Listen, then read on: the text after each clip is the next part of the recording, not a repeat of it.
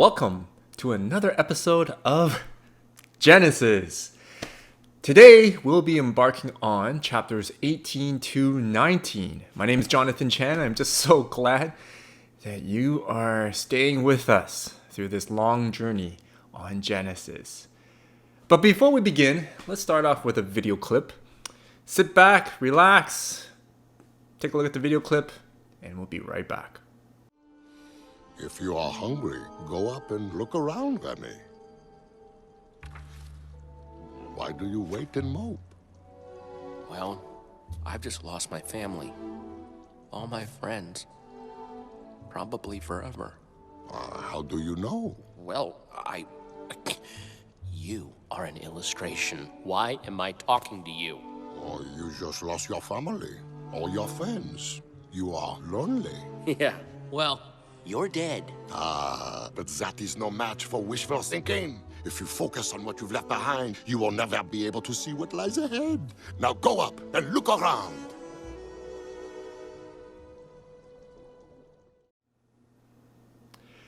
If you focus on what you have left behind, you will never be able to see what lies ahead. As we near the end of 2020, the year, and approach the dawning of 2021, it's difficult to accept that life really will never be the same.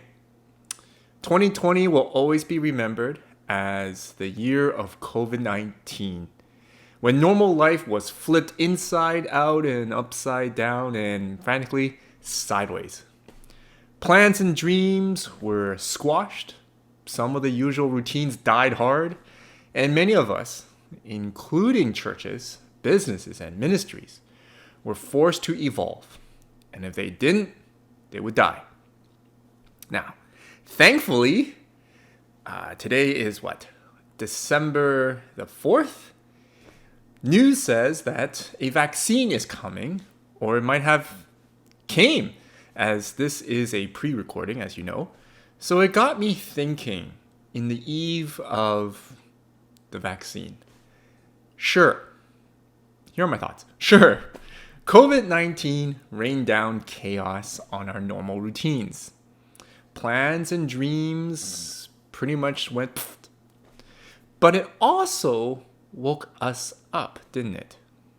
In fact, COVID-19 made us aware of many of the challenges our communities face every day because, quite frankly, COVID-19 exasperated them.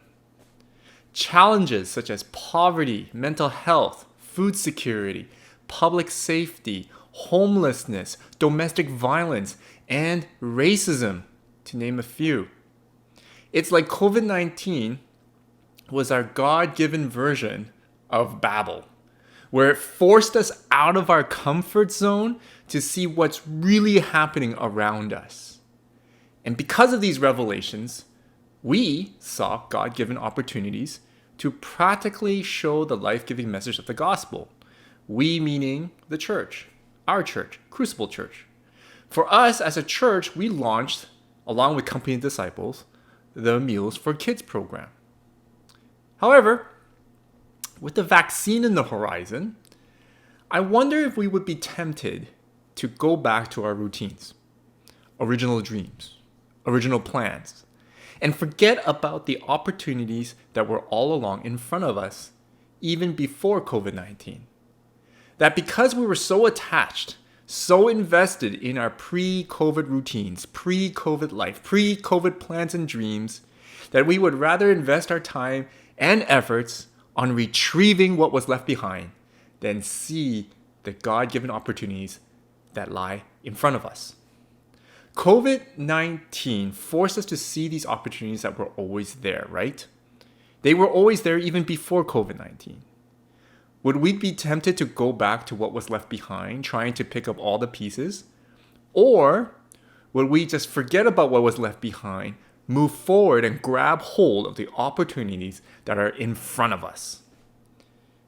Today, we will be exploring Genesis chapters 18 and 19. Two stories of two individuals, Abraham and Lot. Both stories were similar, but the biggest difference between them was that Abraham looked forward to what lay ahead, while Lot looked back to what was left behind. And because Lot did that, there were many consequences. Let's begin. Both Abraham's story and Lot's story in chapter 18 and 19 started in the similar fashion. Chapter 18, verse 1. And the Lord appeared to him by the oaks of Mamre as he sat at the door of his tent in the heat of the day. He lifted up his eyes and looked, and behold, 3 men were standing in front of him. When he saw them, he ran from the tent door to meet them and bowed himself to the earth and said, O Lord, if I have found favor in your sight, do not pass by your servant. Let a little water be brought and wash your feet and rest yourselves under the tree, while I bring a morsel of bread that you may refresh yourselves, and after that you may pass on, since you have come to your servant. So they said, Do as you have said. And Abraham went quickly into the tent to Sarah and said, Quick! 3 seahs of fine flour, knead it and make cakes. And Abraham ran to the herd and took a calf, tender and good, and gave it to a young man who prepared it quickly. Then he took curds and milk and the calf that he had prepared and set it before them, and he stood by them under the tree while they ate. Now, let's blast over to chapter 19 of Lot's story. Chapter 19, verse 1. The 2 angels came to Sodom in the evening, and Lot was sitting in the gate of Sodom. When Lot saw them, he rose to meet them and bowed himself with his face to the earth, and said, My lords, please turn aside to your servant's house and spend the night and wash your feet. Then you may rise up early and go on your way. They said, No, we will spend the night in the town square. But he pressed them strongly, so they turned aside to him and entered his house, and he made them a feast and baked unleavened bread, and they ate. Both Abraham and Lot showed hospitality toward their visitors. The key differences are as follows. First, Abraham was visited by the Lord and the 2 angels. There were 3, while Lot was visited by 2 angels. Well, the Lord was with Abraham while the 2 angels went down to Sodom, informing Lot of the imminent doom. So we kind of know why there were only 2 individuals, 2 angels that met with Lot. Second difference. Abraham was running and was quick in meeting and serving his visitors, while Lot did what anyone would have done. There was no emphasis of Lot running or being quick in serving the visitors, which is probably significant that after spending so much time in Sodom, he was comfortable and settled down. He seemed like a guy that just figured it's comfortable and settled down. He didn't really see the importance of the 2 angels in front of him. So unlike Abraham, who had the God-given vision to pursue, to chase after, Lot doesn't want to pursue it with any passion. Okay, third difference. Lot was sitting at the city gate, which meant that he held a political position just like Boaz in the story of Ruth, and had some form of social position in Sodom, i.e. he was doing well and was very successful, while Abraham was not in the city but at the front door of his tent. This is significant because the author is telling us that the reader that Lot has really invested his time, effort, and life into not just urban living in Sodom, but into the matters and social mores of the city. He got some influence. He got a position of power. He was successful. In fact, later on, we know that he married someone in Sodom, and his daughters were engaged to men in Sodom. Lastly, the last difference. Abraham's territory, his home, was free from evil. There was no danger or violence or threats, and hence the visitors were safe in his home. For Lot, the visitors were not safe. They wanted to spend the night in the square. But knowing that Sodom was evil and dangerous, Lot urged them to stay at his home. Similar stories, right? But quite a few differences. One story, Abraham's story, is aligned with God and has a home that was safe and free from evil. While the other home, Lot's home was not aligned with God, but aligned with selfish interests, not safe, and very evil. So we have the setting for the two stories. So let's move on. Verse 9. They said to him, "Where is Sarah, your wife?" And he said, "She is in the tent." The Lord said, "I will surely return to you about this next year, and Sarah, your wife, shall have a son." And Sarah was listening at the tent door behind him. The Lord said to Abraham, "Why did Sarah laugh and say, 'Shall I indeed bear a child now that I am old?' Is anything too hard for the Lord? At the appointed time I will return to you about this time next year, and Sarah shall have a son." But Sarah denied it, saying, "I did not laugh, for she was afraid." He said, "No, but you did laugh." All right. Sarah laughed when God said she will bear a child in her old age, well past, she thinks, of her fertile age. She thought God was joking, but God rebuked her, asking her a rhetorical question, quote, "Is anything too hard for the Lord?" End quote. Sarah knew that God made a covenant with Abraham, saying that a nation of many peoples will come through them. But unfortunately, they were unable to conceive for a very long time. If you recall, Sarah took the matter into her own hands and had Abraham marry Hagar, and Hagar gave birth to Ishmael, who was not to be the one God will use to fulfill the covenant. So, what did Sarah hold on to that she was not willing to let go and trust God, but rather laughed in doubt? It was her own way of doing things, her own plans. She, like many of us, had a mental schedule in her head, a biological clock, saying that if I reach this age without a child, it's pretty much game over. She had a schedule. She had plans. She had plans for the child's future, probably. But it never came. The child never came yet. And now, she was well past her age. Now, do we have plans that may hinder our trust in God as well, just like Sarah? Do we have particular formulas or a way of doing things, or the way things have to work out, giving constraints and conditions that God needs to work in, i.e. putting God in a box? God doesn't operate within our box, nor does he operate within our formulas or how we understand how things should work out. He is God, and he does things his way. One thing for certain, though, he may not be fulfilling his vision for us on our terms.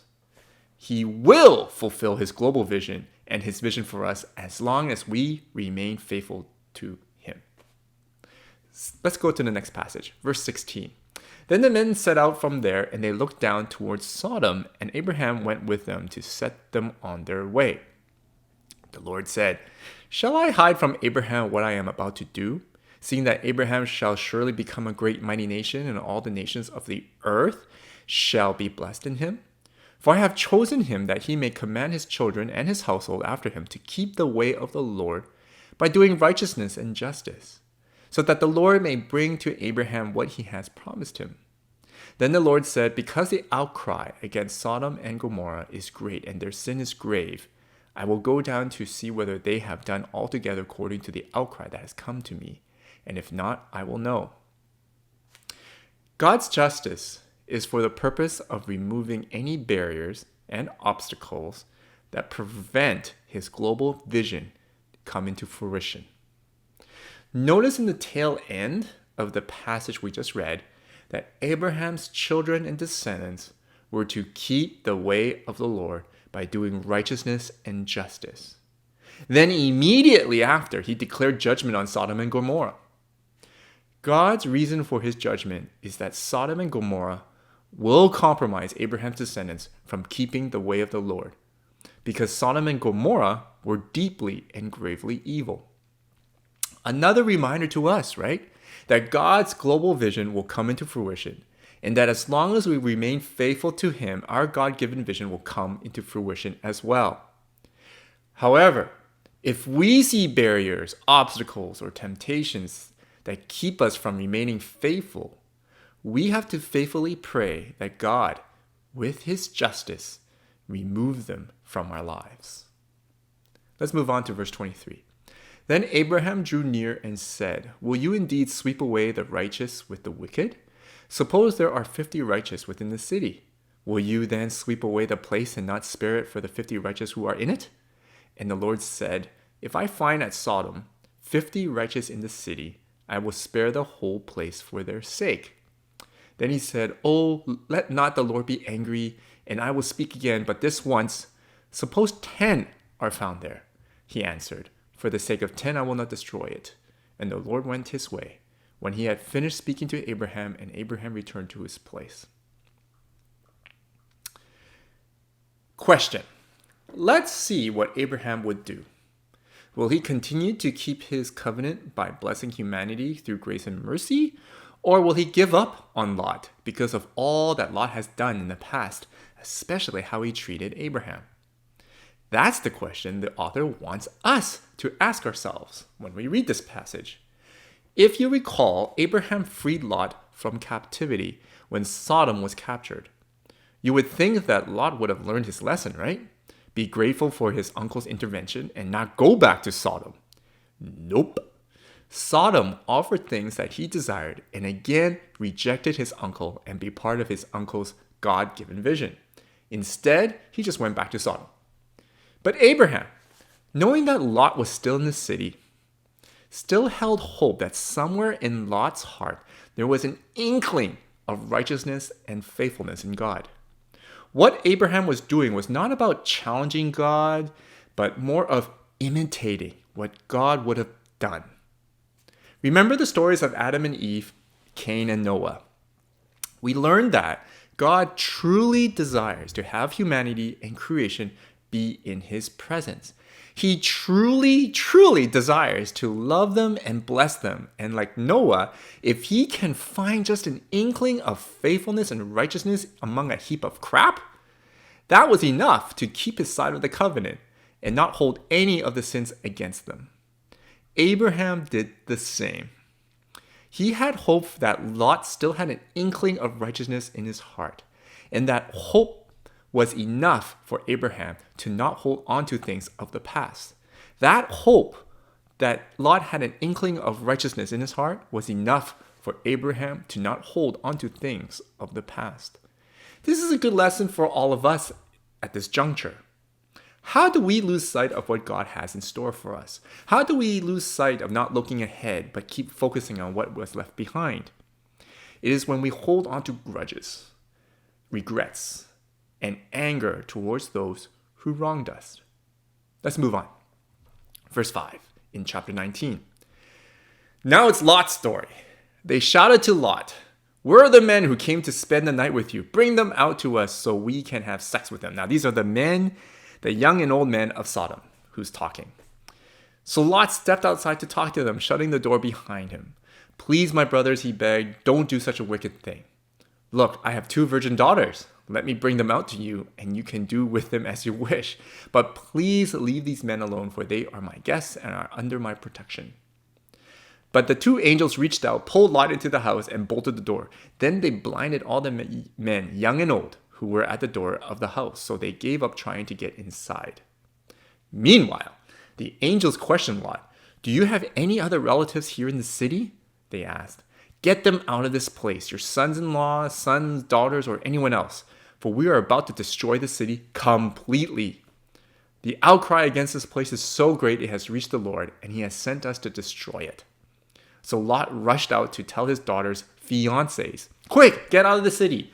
The Lord is about to destroy it." But the young men thought he was only joking. I don't really need to go into detail here. The author tells us that all men, young and old, were evil at Sodom. They heard about Lot's visitors and were determined to rape them. Evil beyond imagination.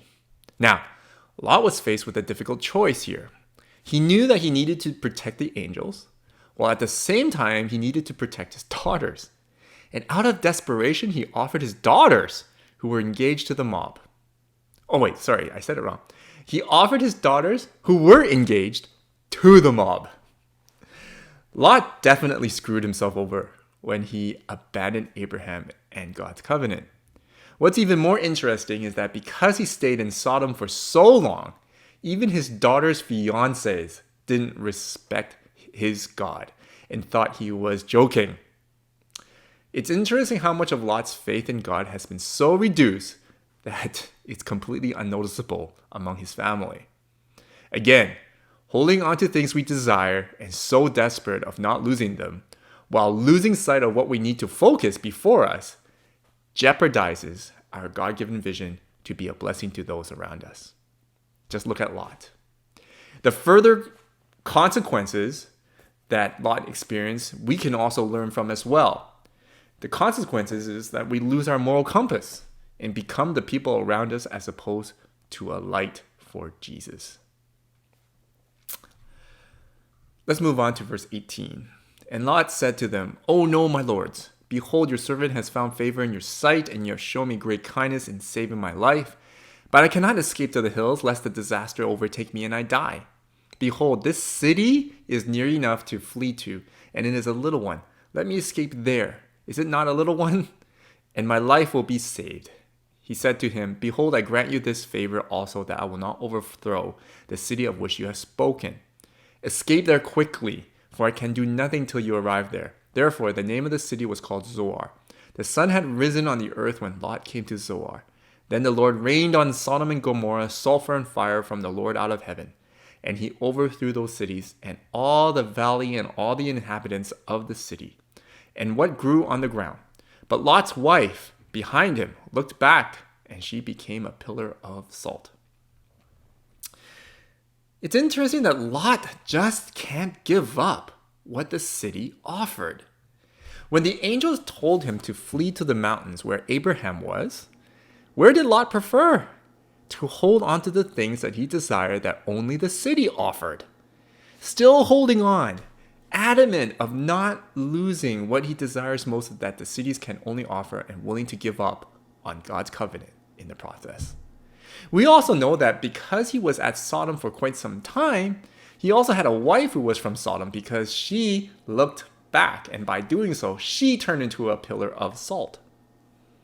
Now, there are a few explanations on how she turned into a pillar of salt. And you know what? I'm not going to go into it, but I do recommend reading Bruce Waltke's commentary on Genesis to provide a few explanations for you. But the overall principle we are taught here by the author was that Lot paid the price for rejecting God's covenant.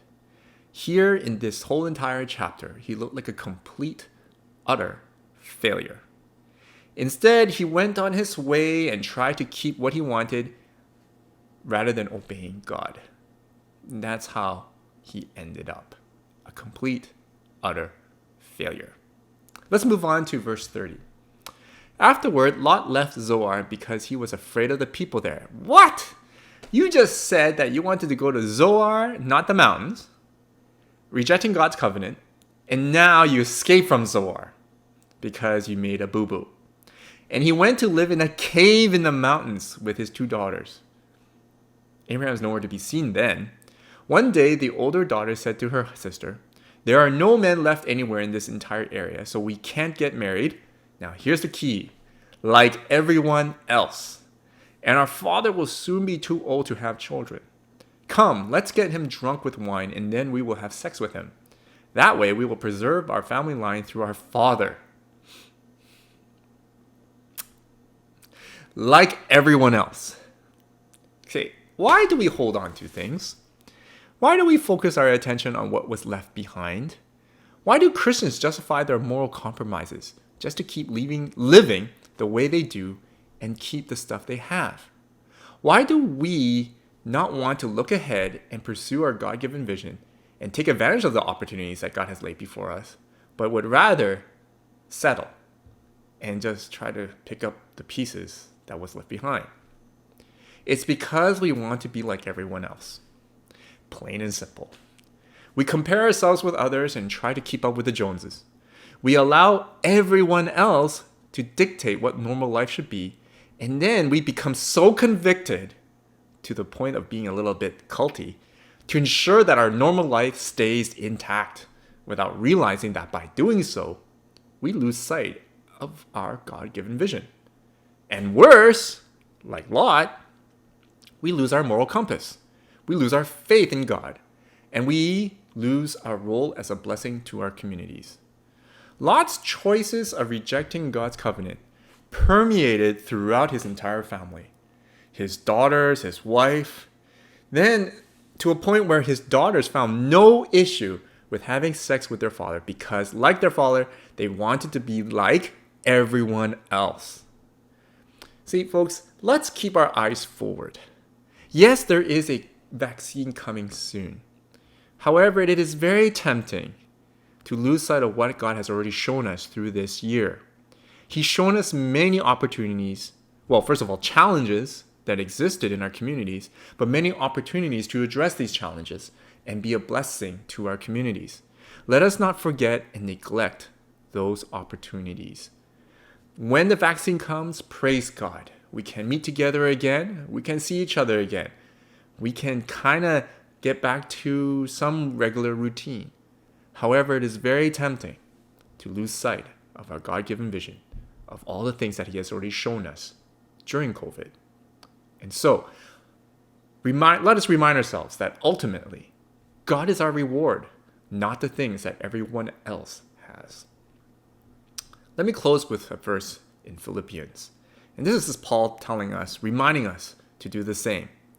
He goes like this in verse 13, "Forgetting what is behind and straining toward what is ahead, I press on toward the goal to win the prize for which God has called me heavenward in Christ Jesus." Sure, in light of the vaccine, in light of what happened throughout this whole entire year, let's you and I press on toward the goal to take advantage of every God-given opportunity to be a blessing to our communities, because we are called heavenward in Christ Jesus.